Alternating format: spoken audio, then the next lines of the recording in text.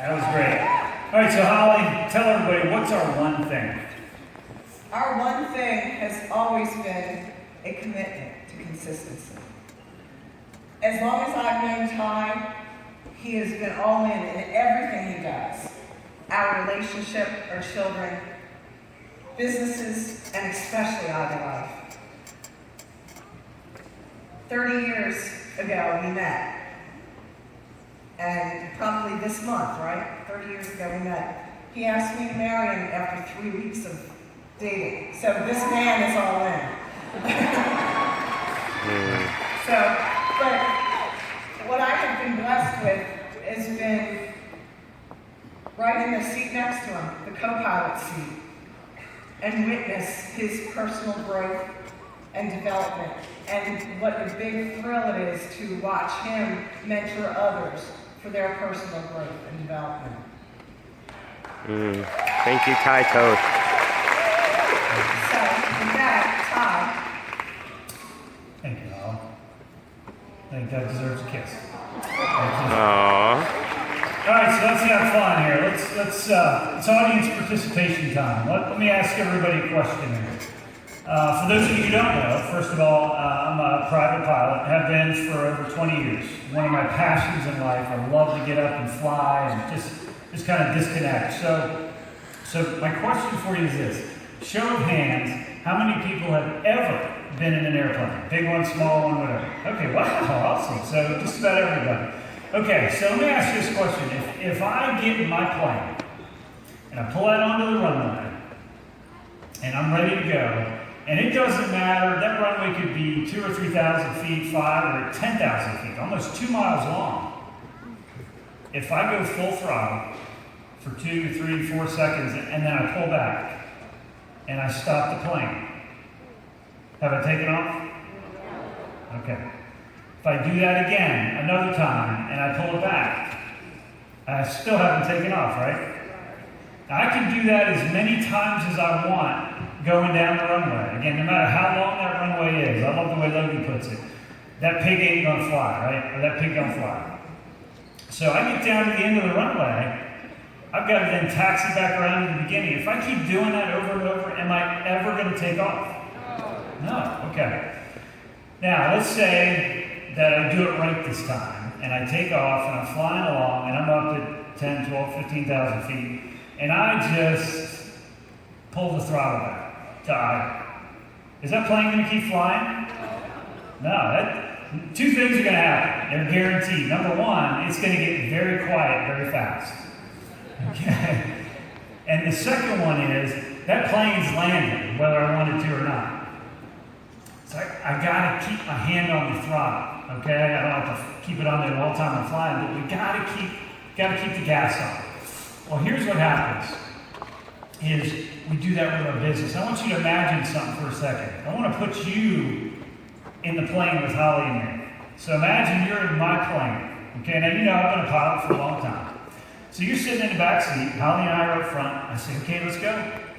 And we pull out onto the runway, and I'm all in, 3, 4 seconds, and then I pull back and I stop.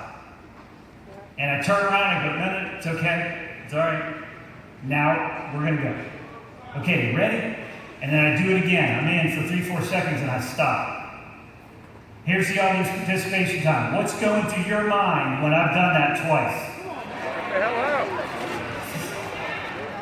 Get me out of here, right? What are you? This guy's crazy. I'm out. Right? You're going to put me in a chokehold. Tell me, you do that again, it's lights out, right? You're done, okay? Now, put that in the context of our business. We start and stop and start and stop. Have we ever given our business and ourselves the opportunity to take off and create momentum in our business? Now, we got to be all in, right? Well, see, here's the difference. Now, if you're sitting in the back of my plane and I do that, there's going to be some anxiety going on. And you want to get out. When we do that with our business, when we start, stop, and start, and stop, we have to remember, in this industry, our team is a volunteer army. So when you're starting and stopping, what does our team do?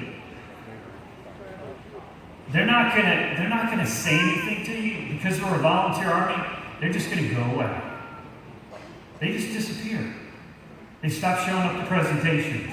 They stop taking action because there's a lack of consistency on the part of the person that brought them into the business. We have to be consistent. We have to be the example.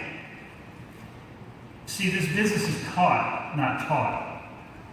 So when people see what we're doing, general rule that I learned from Logan, one of the very important ones early on, is when they see what we're doing, if we do something very well, remember everybody's got different strengths and weaknesses. If we do something very well, as a general rule, our team as a whole is not going to do it as well as us. Okay? Because you're going to have other people that have different strengths than you. But our weaknesses, what we don't do, let's say we don't show up to a presentation for 2 weeks. Guess what your team's going to do? They're not going to show up for 2 months, and they're probably out. They have to see consistent action from us. So we have to be the example. We need to be all in. And the other thing is we need to put ourselves out there. People need to know we've got a business. They need to know why we're doing what we're doing.